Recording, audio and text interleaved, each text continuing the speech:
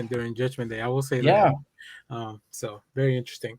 All right, let's go back to the book that you started writing first at yeah, Marvel. That it's the longest running one so far, yeah, Savage Avengers. Because that one I did get a bunch of questions about. But sure. tell me a little bit about how that book came to be. Um, Yeah. how Um, because we got a Savage Avengers series prior to that, which introduced Conan to the Marvel Universe, which was really fun. So yeah, let's talk about Savage Avengers. yeah, Savage Avengers. Boy, I couldn't have asked for a better first book at Marvel. Honestly, honestly, everything that I love about superheroes, I threw into that book. Yeah, the way it kind of came about, I'd been emailing Tom Brevoort and CB Cebulski ever since my first book came out, just to be like, hey, I'd love to get in your radar. I would love to, if you have any recommendations, any advice on how I can up my game, just let me know. Mhm. And so after Scouts Honor came out, and after it was sort of the 1, 2, 3 punch of I had done the OZ, I had done Scouts Honor, I had done a whole bunch of anthology shorts that kind of came out one after the other during the pandemic. Um, I think Tom and CB were like, he's not going away, so we might as well just hire him. And Tom emailed saying, "Hey, we've got a potential Marvel project for you, but we need you to fill out like the legal paperwork that says if we're working on something similar to this thing that you're about to pitch us, like you can't sue us."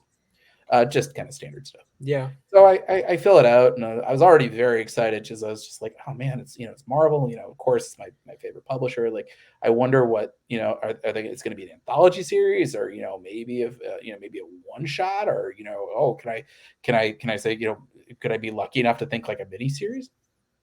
And so Tom emails me and he goes, "So we're thinking of relaunching Savage Avengers, and we want to see if you had any ideas." And I swear, I felt like my soul leave my body when that email came in. Because of course I've wanted to write an event.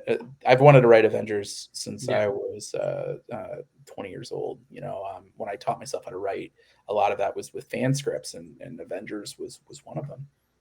And so but at the time I was like, oh man, it's Savage Avengers. It's the Conan book, and I was like, I don't have any ideas for Conan.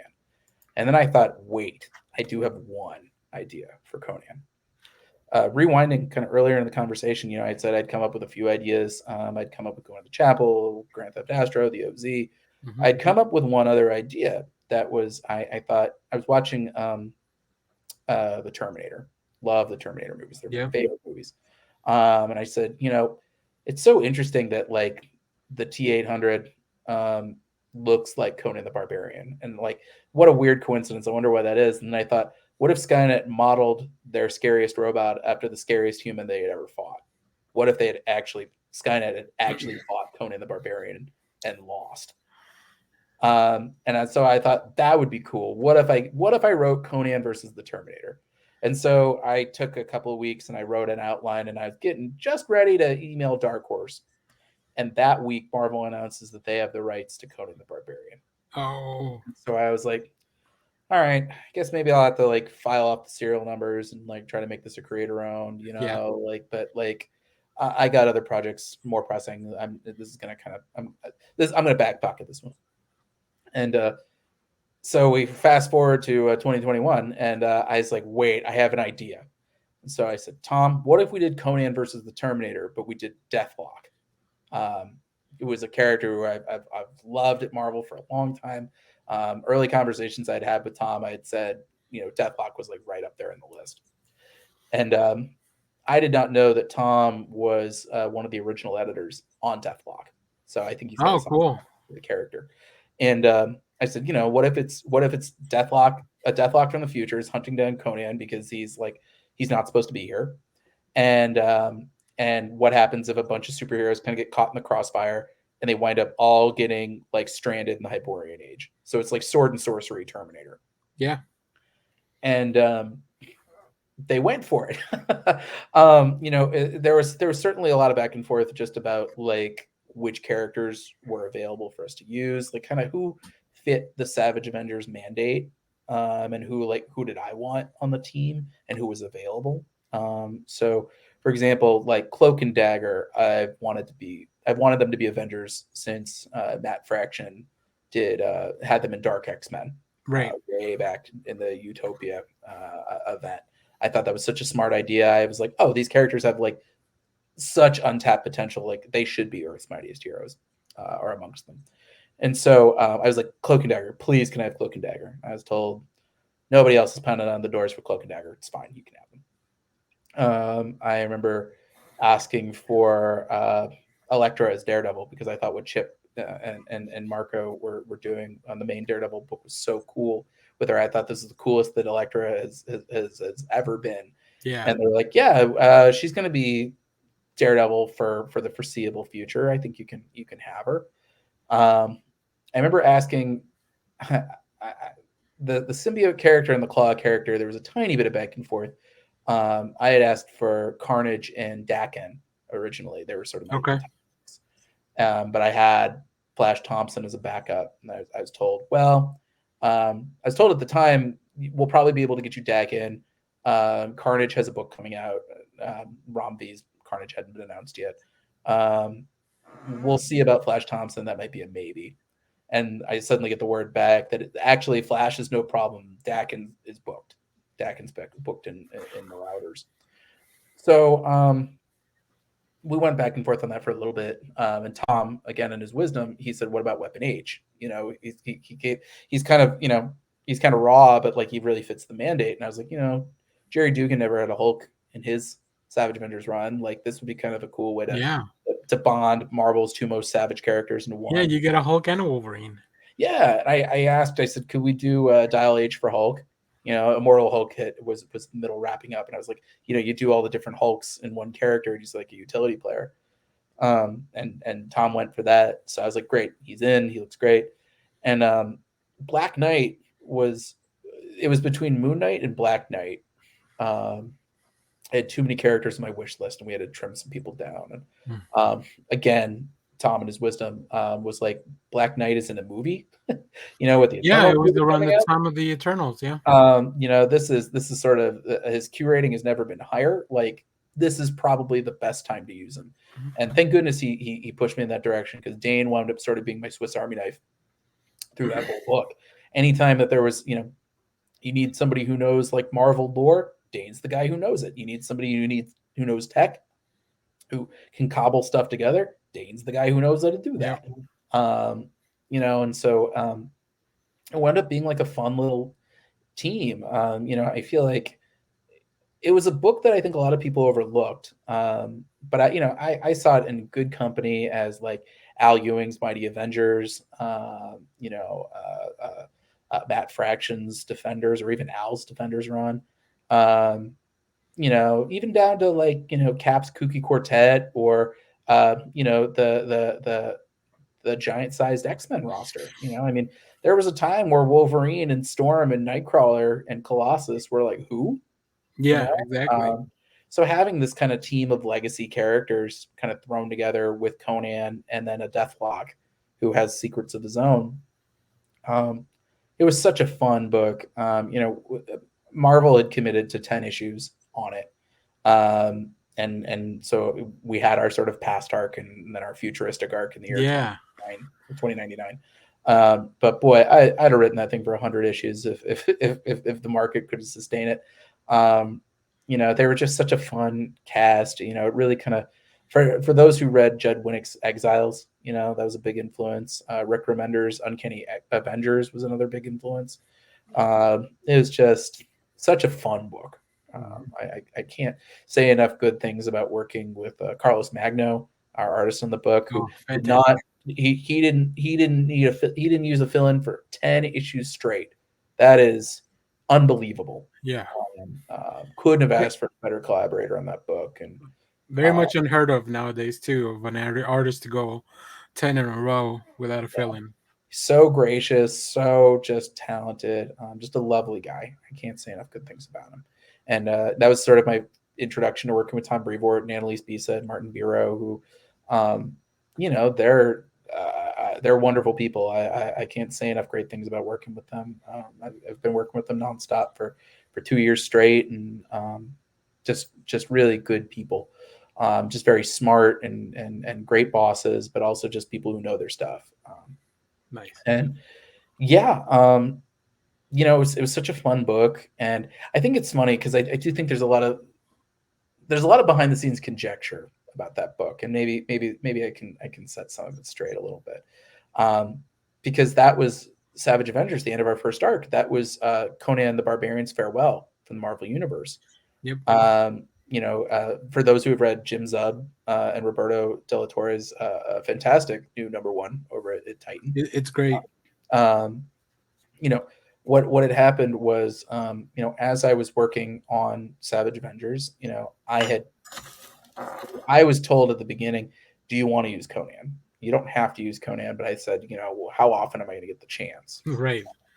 And so I sent a very long outline because I was like, I can drag this, I can drag this thing out as long as you'll let me.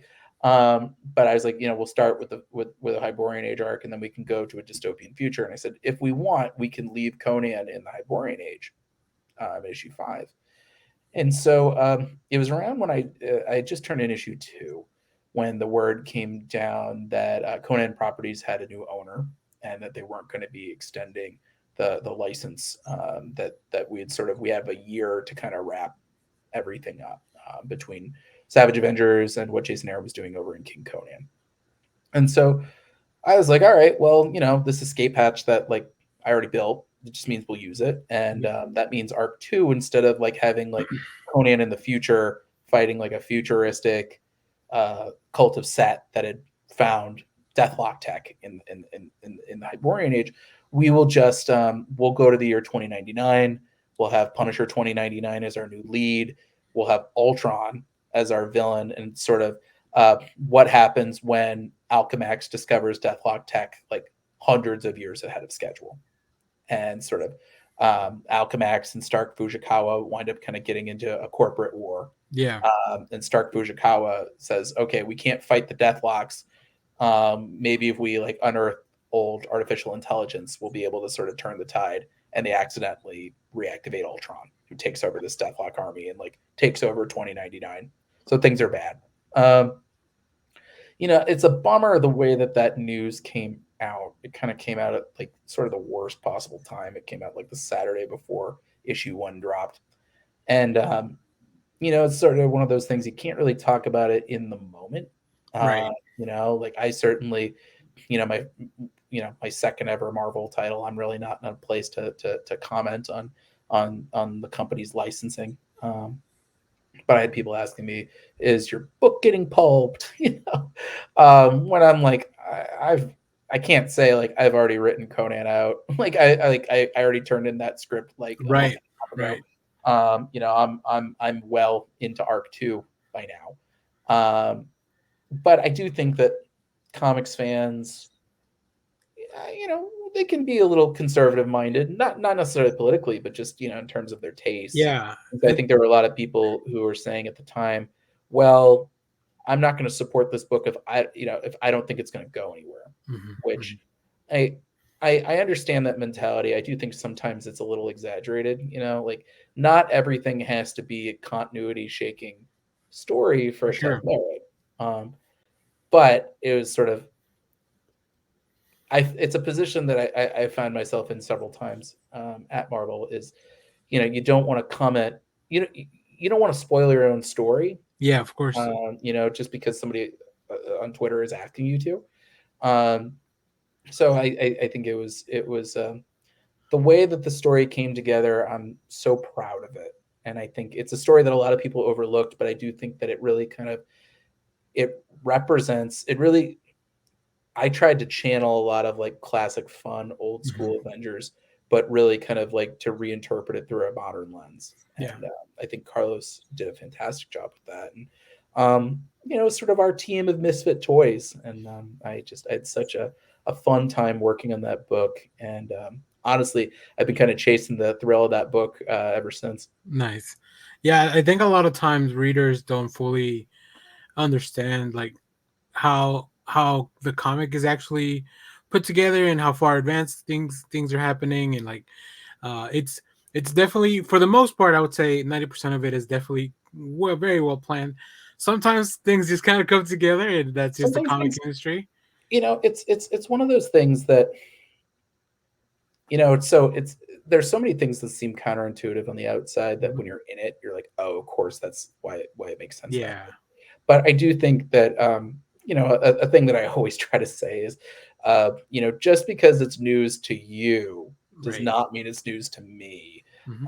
Like I was well aware, I had been aware for 7 or 8 months, Yeah. that we were going to be, that we would be writing out Conan by the end of that year, so it wasn't something that like kind of came out of nowhere and sideswiped me. Like I'd known Mhm. since issue 2, um, but sometimes something's out of the internet, and that's just Yeah. and sort of the narrative has taken hold, and there's really, you could exhaust yourself trying to correct every single person on Twitter, Right. or you can just say like, you know, you'll probably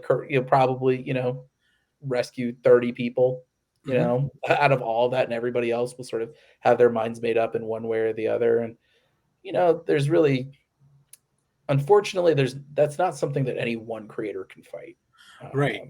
It's No. it's just that them's the internet's, and you just kind of have to that you just have to roll with it. And the thing that I always tell myself is, these are fans who are so passionate, Hmm. and I can't fault anybody for that.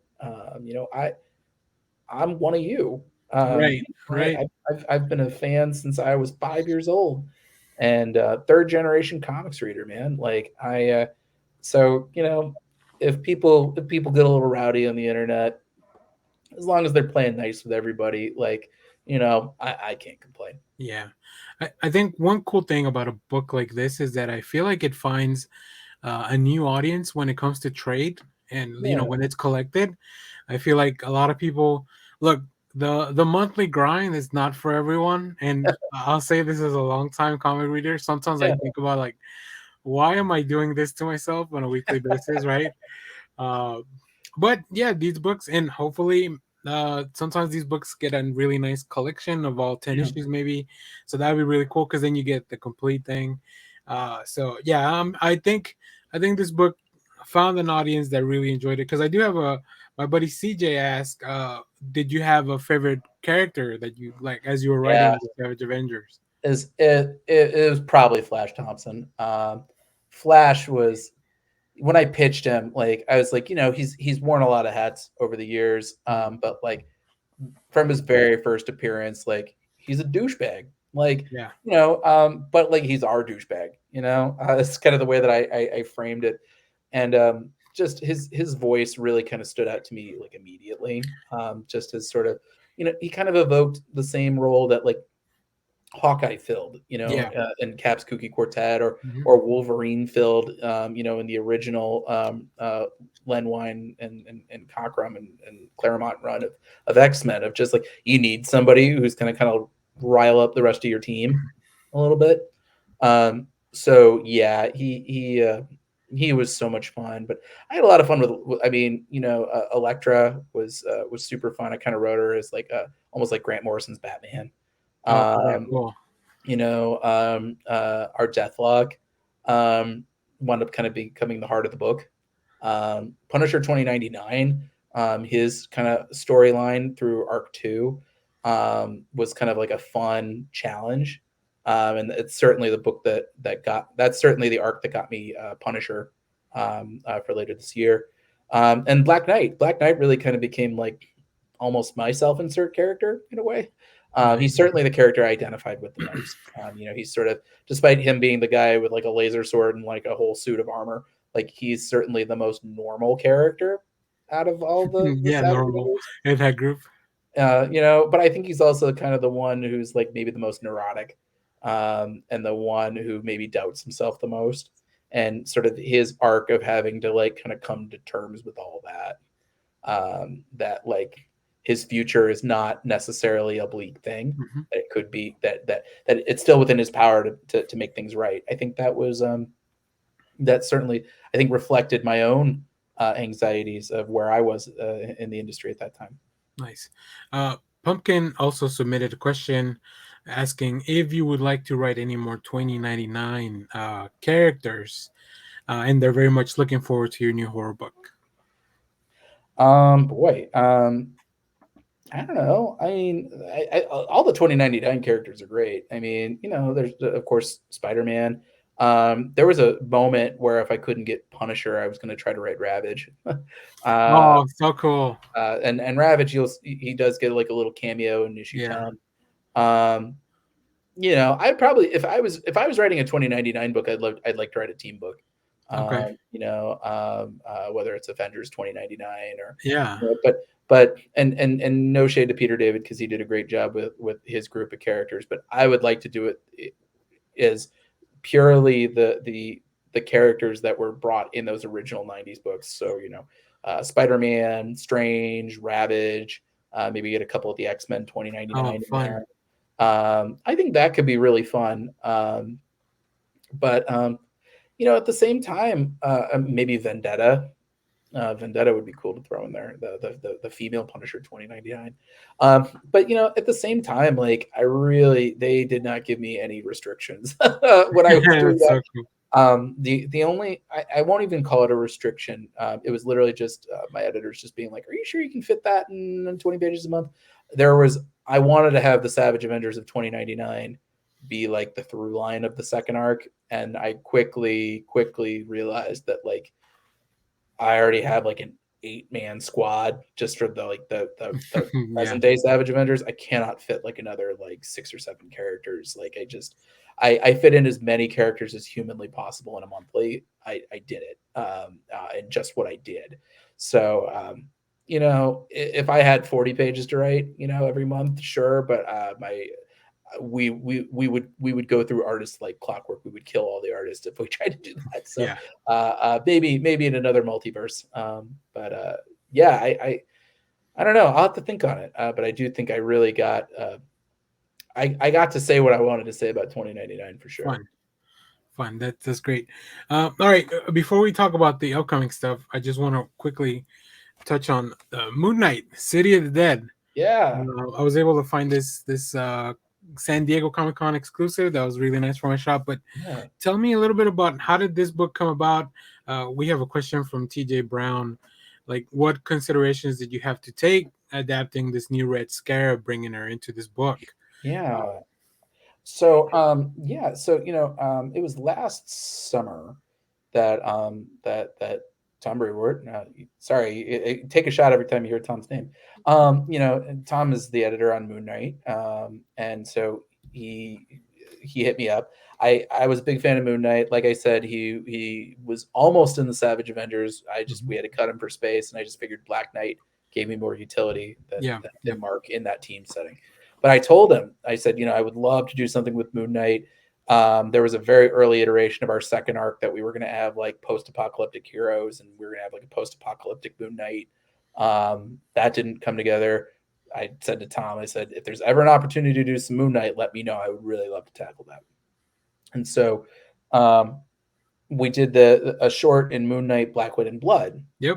that I kind of thought of as the hangover for Mark Spector, is that he drags himself all beat up to a 24-hour diner, and all of his alter egos are sitting in the booth, and Mm. he's like, I have a claw sticking out of my shoulder. Who did this? And Jake Lockley's like, actually, that's a tooth. And I was fighting vermin in the sewers, and we see what Jake was doing, and he's like, why is my shoulder like all burnt up? And Stephen Grant is like, oh yeah, I was fighting Crossfire in the financial district. He was firing phosphorus rounds, and suddenly Mark is trying to like eat it like a steak, and his tooth falls out, and he's like, what the hell? And Khonshu's like, oh yeah, I was fighting Juggernaut. I didn't think it was worthy of your attention. Um, and I worked with Leonardo Romero on that story, and Yeah. it was really well received. Um, and so, I had said to Tom, if there's ever an opportunity to do more Moon Knight, I hope you'll keep me posted. And so,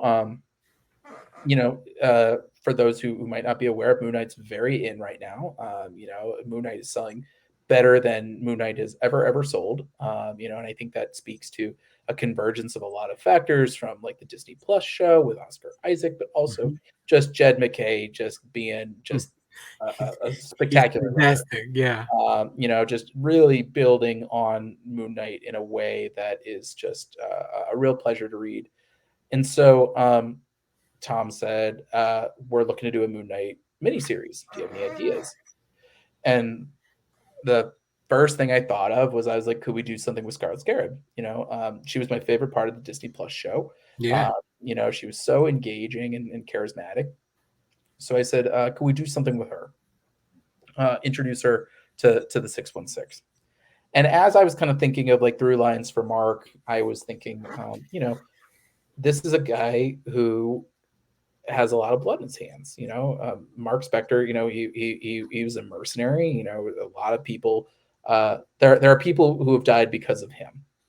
And isn't that really the story of Moon Knight? Is that like Bushman kills an innocent in Hmm. front of him, and Mark, sticks his neck out for the first time and pays for it. And Khonshu brings him back, and sort of him becoming Moon Knight is kind of Mark's way of finally turning things around. I remember watching Man on Fire, and I Oh, remember that really like clicking that I was like, oh, that's Mark Spector. yeah. That is Mark Spector. Just a guy who is like completely haunted by the things that he's done, and he's just trying to kind of make good or die trying. And that's why he punishes himself every night, putting on this Moon Knight costume and getting his ass beat, in the city all the time. And so, as I thought about it, I was like, I'd love to do something that's kind of in the vein of Inception, because I think Mark is a character who's been defined with his struggles with mental illness, his dissociative identity disorder, and also just like his varying levels of intensity. Hmm. You look at the Charlie Huston run. He carves a guy's face off. To his the Warren Ellis run, where like that's varying levels of intensity, and even what Jed's been working on. And so I said, what if there was a way to combine all those things? Sort of the body count and also Mark stayed as an unreliable narrator. And I thought, oh, what if all those people that Mark has killed, because Mark has killed plenty of villains in the past, what if they wanted payback? What if Mark has to go to the city of the dead? And so I had pitched it. I had pitched it originally as Mark's daughter. What if Mark's daughter is attacked and she's left on death's door and Mark has to go save her? And again, Tom in his wisdom was like, well, that kind of feels like superheroes just doing superhero stuff. It feels very dynastic. It's very insular. And Yeah. also, Jed was in the middle of doing his Werewolf by Night annual that had Beatrice uh, being kidnapped. So we didn't want to like overlap on that. So Tom and I, we kind of talked and we thought a lot about what Tom King did in Superman Up and Away, where it's like, what if it's just a random kid? What if that's like that shows what a hero that Mark Spector is that if you're a traveler of the night, Mark Spector will protect you and he will go to Yeah. the ends of the earth and beyond to do so. And that, as we were talking about, I was like, yeah, that's cool. And so we sort of framed this as, you know, Mark detaching his soul to rescue a kid, and what happens when he finds sort of his long lost love from the Karnak Cowboys, Layla Al Fawli. What happens when he finds her down there, and she's now the all new Scarlet Scarab, and Hmm. we'll reveal in issue 2 that's coming out. I think it's coming out next I think it's week. next week. Yeah, we'll Yeah, see when this drops. I'll put a link. yeah, it comes out. Yeah, it comes out next week on the 23rd. So you'll get to learn more of sort of how she came to be the Scarlet Scarab and what Awesome. she's been doing. But yeah, I'm so happy with how that book's been coming together. I've been working with Marcelo Ferreira from Strange on it. And he's doing such a spectacular job, and Sean Damian Hill is stepping in as guest artist for part 3, and they're both doing just such a fantastic job. Jay Leiston is on inks for all 5 issues, as is Raquel Rosenberg, and so they're kind of unifying the series in a really Yeah. nice way. And yeah, I can't speak more highly of my collaborators on this book. Really getting to write Inception meets Taken for Moon Knight. That feels like a really fun story that, in a way, we're able to lean into like a different kind of the supernatural side of things, and we're able to kind of differentiate ourselves from the amazing work that Jed's doing in the main Moon Knight Yeah, series, and in a way that doesn't really like step on anybody's toes in terms of continuity. right. So yeah, I'm very excited with how that's all coming together. Um, yeah, we're kind of rounded the finish line for that series right now, actually.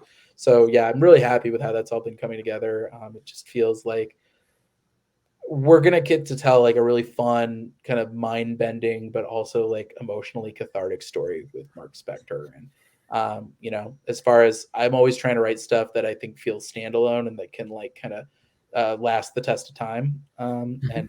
and feel a little more evergreen, I should say. And this is a book that feels evergreen.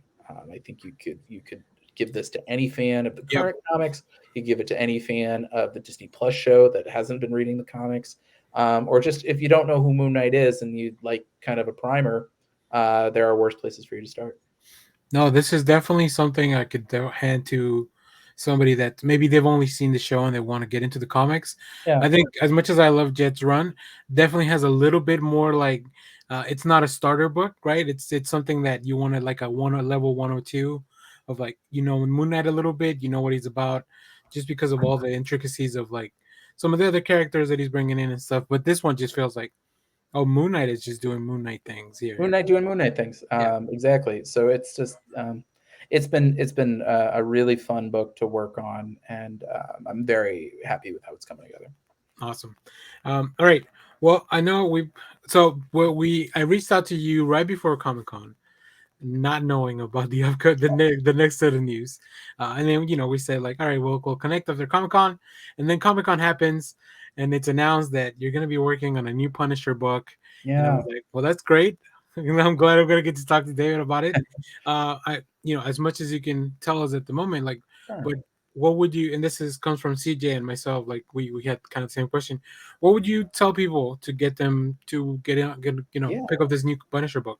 Well, this is the debut of a brand new legacy character, Joe Garrison, who is a Shield, an ex-Shield Wetworks agent, who had retired for the call of family, and unfortunately, somebody blew up his house with his family still in it.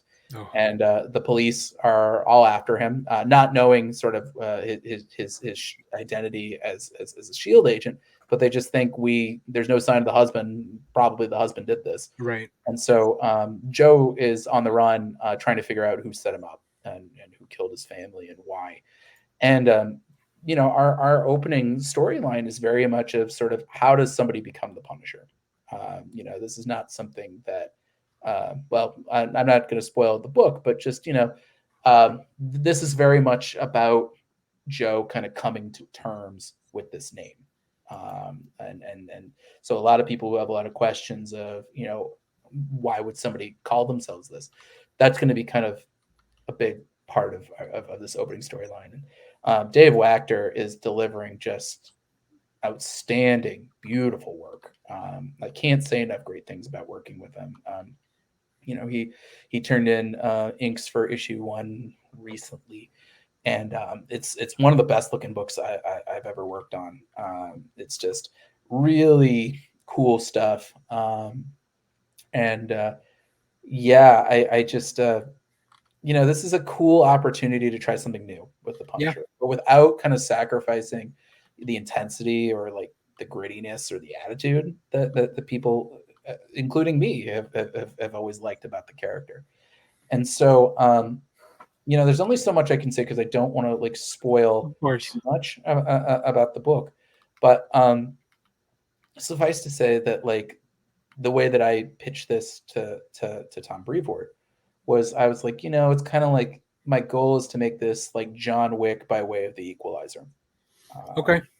That. in Yeah. that um, it's not sure Joe has his own kind of arsenal of shield weaponry, but like at the end of the day, he doesn't necessarily need that. It's sort of we lean into the gun fu of it all, but also the improvisation of it, of him being able to use his environment to his advantage.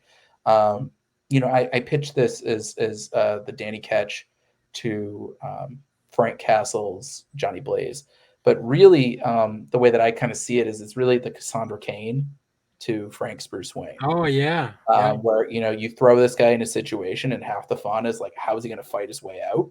Mhm. Um, and at the same time, like I think you know it's an interesting way to kind of look at the Punisher as a character, as a concept.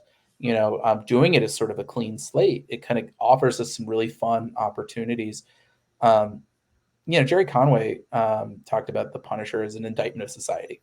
That like there's something wrong with society if there's somebody like the Punisher is Yeah, allowed to exist, is needed.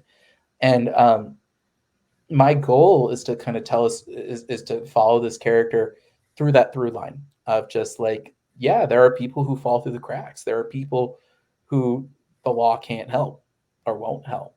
And when that happens, the Punisher shows up. And so I think there's some really cool stuff that we can do that can also really integrate Joe into the Marvel universe in a, I think, a really fun and cohesive way. It's not to say that like I have any issue with Frank Castle. I certainly don't. I think he's a fun character that there's a lot of cool things you can do with him. But hmm, there's also just a lot of fun things you can do with a clean slate with a yep, legacy character. And I think that was kind of the most intimidating part of the assignment, but also the part that I was really excited by. I think Brian Bendis was saying like, never turn down an assignment because it scares you, and I yeah, think he's yeah. absolutely right. Um, that like, yeah, it made me nervous at first, but I was just like, oh, it's a legacy character, just the way that Danny Ketch has been, the way Mhm. that Sam Alexander has been, the way that Robbie Reyes has been, the way that Miles Morales has Look been. how many Robins we have. Yeah, I think there's something fun that can be done with this character, and sort of we're able to. I think we're able to take a lot of questions that a lot of people have Yeah, about the Punisher, no matter what your politics are. And I stay tuned. I really do believe that this opening storyline addresses many, if not all, of these questions. But it's better to read it yeah, than for have you sure. spoil it ahead of time. Let me tell you that Rod Reese cover really, really helped too with pitching this book because oh my goodness, both of the images that we have seen so far are Yeah. amazing. But I'm a big fan of Reese and Well, and let me tell you, like it's one of those things. Those covers look brilliant. Um, but let me tell you, uh, wait until you see the interiors. okay, They are. I mean, Dave Wachter. You might not know his name. He's working on Planet of the Apes right now. oh, that's great book. I'm And loving everything he's doing there. it's funny because it's like he did Planet of the Apes, and then he did Ninja Turtles before that, and so I don't know how he kind of got pigeonholed into the anthropomorphic guy, but like he draws humans great. Yeah, It's one of those things that Dave had not been in my radar until Tom introduced us, and oh my goodness, like this is a guy who knows his best angles. This is a guy who like makes every page hit like a truck, and somehow, sometimes you'll have a book where like things will get lost in translation with the hmm, inks. Like it'll like the pencils look better than the inks. yeah. But Dave's the opposite. Like his pencils look immaculate, and then he adds the inks, and you're like, this looks even better. He just really Dave Wachter is going to be a household name, and I'm very excited to write his coattails. That's so awesome. Yeah, Yeah, so one of my favorite things is in the apes book, like just all the faces, like the expressions that he gives to the apes. yeah, Like so I can't wait to see what he could do with a book like The yeah. Punisher. Very There's a excited. lot of reinterpretation going on here, and we're digging into some we're digging into the Marvel universe Nice. in some fun ways, in terms of adversaries for Joe to have to fight. And some of them are kind of personal favorites of mine growing up. And the way that Dave has been interpreting them is like it's really cool. I'm very excited for people to get to see what Nice. he's been working on. Do you have a particular favorite Punisher run? Boy, there's so many that are really good. I mean, Yeah. Rick Remender's one during Dark Reign, I really Oh love, yeah, yeah. especially with when Jerome Pena was drawing that first arc. That was probably my first favorite Punisher arc. Jason Aaron's Max run is tremendous. Of course, Garth Ennis's run Yeah. is spectacular. Greg Rucka and Marco Cicchetto did a fantastic job. You know, the one thing I'll say is, because I had somebody ask me this at one point. Like, I love Rachel Cole Alves. I love that character, and I don't have a plan for her yet. But rest assured that I, if it doesn't happen, it's not going to be for lack of trying on my part. It would have to be like the right space for her. But I love Nice. that character, and if I can find a way to fit her in, I absolutely will. It's just got to be the right spot for her. But yeah, so those are kind of the runs that immediately come to mind. But I think for me especially, something that I really wanted to do was make sure that like this is a Punisher that fits within the Marvel universe, and not just as, oh, Daredevil swung by and we hate Frank, or Parker shows up and he hates Frank. Like, um, the Greg Rucka's Punisher War Journal is probably, like, I think, my favorite example of Yeah. finding a way to weave the Punisher in the Marvel universe, because and this is maybe, no shade to Garth Ennis, because he is a brilliant writer, but if you have something like that's that over the top and that violent, like, it works when the Punisher's the only character in that universe. It becomes a Yeah. little less plausible when, like, you have the Avengers showing up and meanwhile he's throwing like an old woman's, like, you know dismembered torso into fire. Like, at that point, like, Captain America would probably show up, and that's something that will be kind of, Yeah.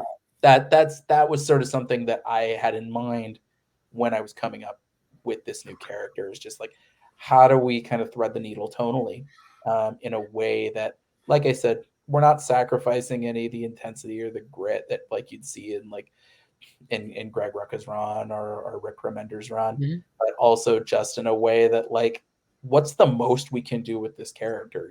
If somebody decides, you know, 6 months from now, hey, I'd love to have the Punisher, Joe Garrison, show up in this book doing this, it'll work, and it'll fit.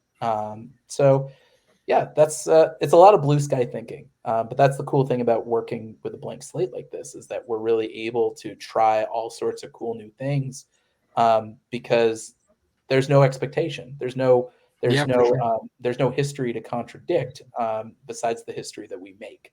So yeah, some exciting times ahead for Joe. I you know I've probably pitched a good, like, dozen new villains for Joe to fight, Nice. just of, like, different, like, just some of them, like, cool things from, like, Punisher lore, and other things just like, oh, this would be like a cool thing that I haven't seen in the Marvel universe. So this is really like an exercise in growth, and what can I add? I've gotten to play with all the cool toys in the sandbox, and maybe now I can add a few more. So That's that's amazing. that's the goal anyway. Great. Well, this book comes out on November 8th, Yep. so make sure to go to your shop, pre-order that. But speaking of pre-order and books that are coming out very soon, you also have another book coming out from Mad Cave in October, The Yeah. Devil That Wears My Face. Tell me about that book, because this looks completely different than anything that we've talked about for the past hour and a half. Yeah. Baby's first horror book. Yeah, the Devil That Wears My Face. I've been billing it as Face Off meets The Exorcist. I'm working with Alex Cormack on it from Road of Bones, Sea of Sorrows, Breath of Shadows, and the upcoming Drive Like Hell, which you can Mhm. also pre-order at your local comic shop. Um, yeah, The Devil That Wears My Face. It's about an 18th century Vatican priest, who is dealing with a very profound crisis of faith. He's also happens to be the Vatican's chief exorcist in a time where exorcism is pretty frowned upon. And so he is dispatched to Spain to try to cure a Spanish nobleman's son, who has been possessed by the demon known as Legion. And unfortunately, our priest, Father Vieri, he's performing the exorcism and it backfires. And so suddenly he is trapped in the body of this Spanish nobleman, and Legion has hijacked his body and is going back to the Vatican to wreak havoc. So it's a pretty fun book. It's horror. It's sort of action adventure.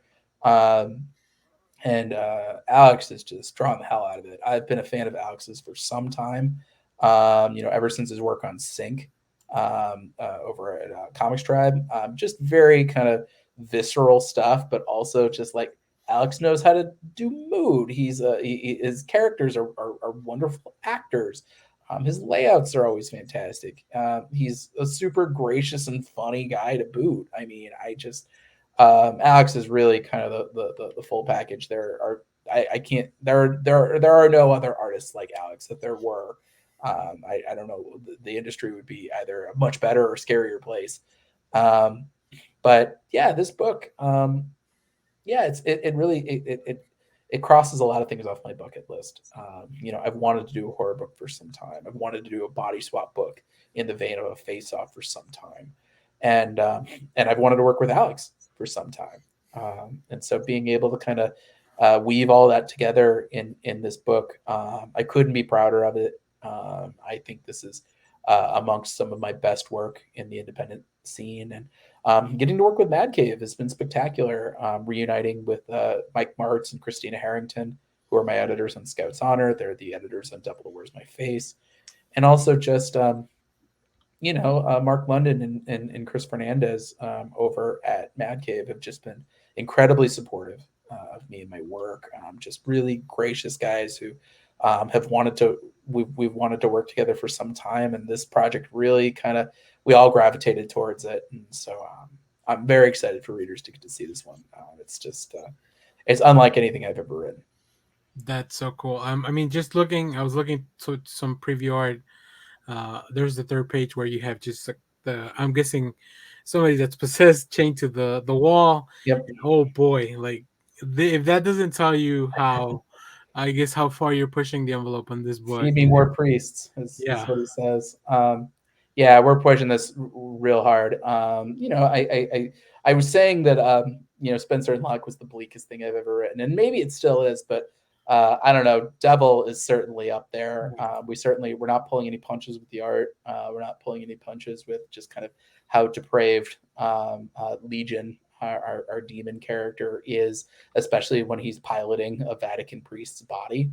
Um, and it was just really fun being able to kind of take the iconography of exorcism and kind of flip it on its head, sort of exorcism and possession being two sides of the same coin, Yeah. and sort of what's the ritual behind both, and are there ways we can kind of flip that around, and are there ways that we can kind of take the historical context of the Vatican at that time in the year 1740 and kind of really leverage that into a fun story. For those who aren't aware, Pope Clement, was at the end of his life. He died early that year. He was blind and bedridden for some time. So he was conducting a lot of his work as the Pope just in his bedchambers. And meanwhile, there's a lot of politics that go into the Vatican. They're called the Curia, and they're sort of high-ranking cardinals who kind of oversee the various important parts of the Vatican, and sort of a lot of the political maneuvering that goes into that. If you've seen things like the Young Pope on Oh yeah, yeah, yeah. that's sort of a little bit of a tease into what that is. Um, yeah, there was a lot of research involved. I read up on literally every single historical pope to try to kind of figure out like when am I going to set this thing? Yeah. Knowing that like trying to do a body swap thing is a very different story in today's connected world with the internet, even more so than it was in the 90s with Face Off. So trying to kind of make this historical so we could have like cool sword fights, but also like, do guns exist in this world? And if so, what's the level of technology there? And so, yeah, it's been really exciting to see kind of Alex bring all that to life, and yeah, Vieri, he feels kind of like a spiritual cousin to Kit in Scout's Honor. Uh, Okay.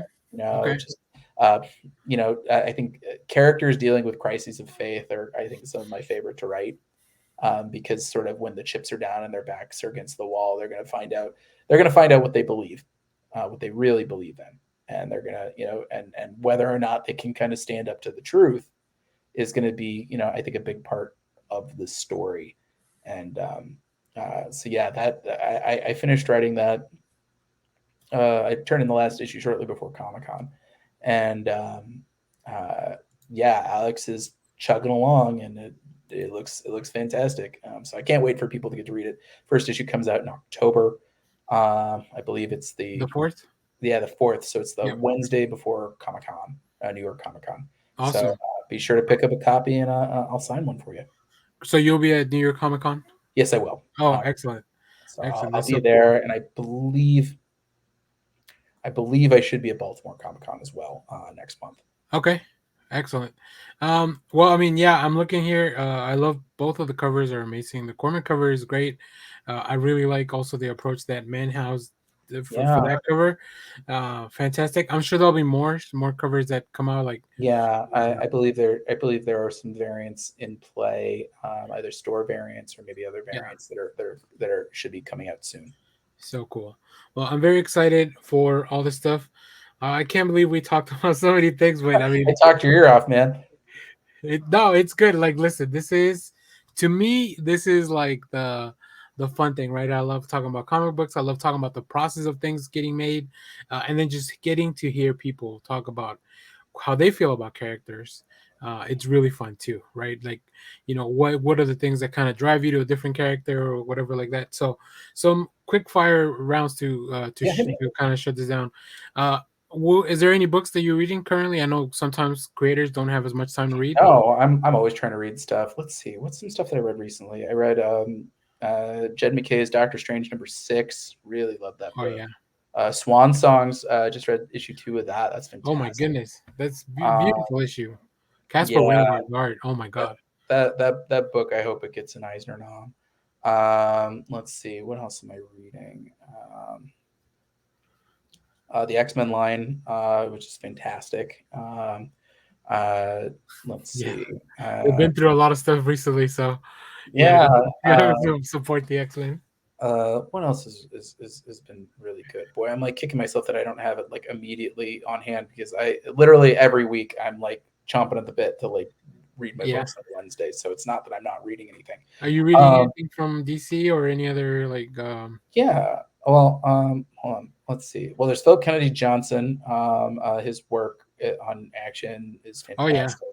As is his work on Hulk. I was lucky enough to kind of get a sense of where Philip is headed with that, and he's one of those guys that he's so incredibly talented, but he's also like I think the nicest creator I've ever met. yeah. Just a real salt of the earth, lovely guy. I can't He say good things about him. he's in the DC just put out a like a little 3-part documentary, and Hmm. he's in there. Like they show Oh, him that's at home. He's great. playing with his kid. Yeah, like really, That's really cool. fun. Um, Um, let's see. I'm reading what Jackson Lansing and Colin Kelly are doing. So I'm reading their Star Trek. I'm reading their Guardians run right now. I'm yeah, very excited for their Outsiders run. I'm so jealous. That sounds so cool.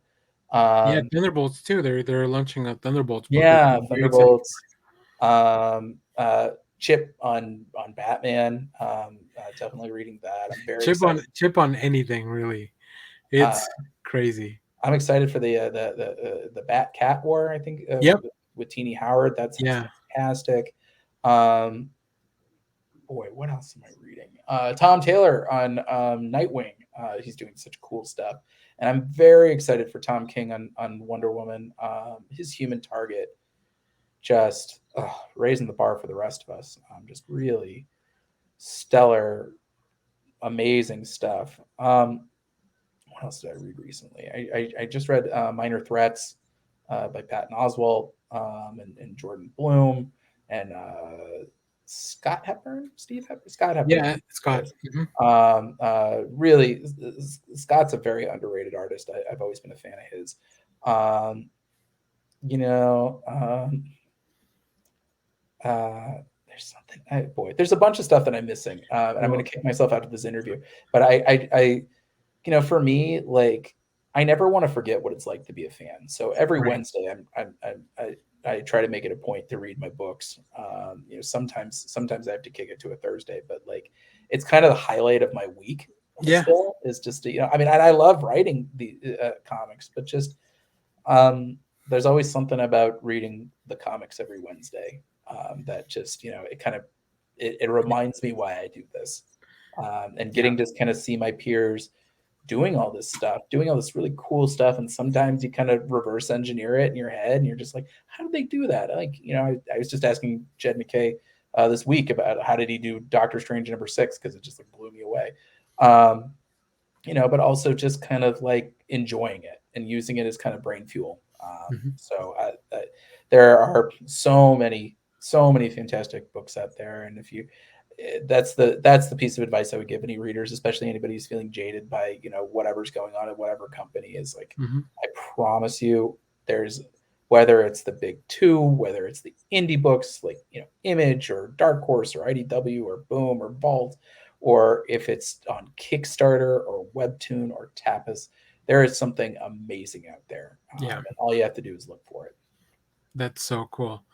Well, I think that about does it. Is there any last thing you may want to plug or put out there? Yeah. Um, Well, you can still pre-order Moon Knight City of the Dead issues 3 and 4 at your local comic shop. It's in Diamond and Penguin Random House right now. Issue 5 should be up for pre-orders soon. Yeah, soon, if it's not up already. Um, you'll be able to pre-order Punisher #1 at the end of the month. That'll be in the next round of previews. You can also pre-order The Devil That Wears My Face. It's always very important, especially for indies like Mad Cave. Pre-orders very important. Yep. That even with me having Marvel books under my belt, there's no guarantee your shop will have The Devil That Wears My Face unless you Yeah. pre-order it. And it's really good. I mean, I can't say enough about Alex Cormack's work on that. So call your local comic shop. If you want, have them order The Devil That Wears My Face and Drive Like Hell if you want like a cool Halloween double feature this Nice. October. Beyond that, you can follow me on Twitter, Instagram at Pepos, and Blue Sky at PeposD. You can also follow David Pepos Comics on Facebook. You can visit davidpepos.com if you want to visit my website, or you can visit bit.ly/pepnews for my newsletter, Pep Talks, which I got to write Awesome. it those soon. Do you have any of the older, like the Spencer and Locke or Scouts Honor or even the OZ, like any of that stuff in your shop? I don't know. Yes, I do have those in my shop. Okay. So you can order all those. I haven't put OZ #2 on the shop yet, but I will Okay. soon. Yeah, But I think.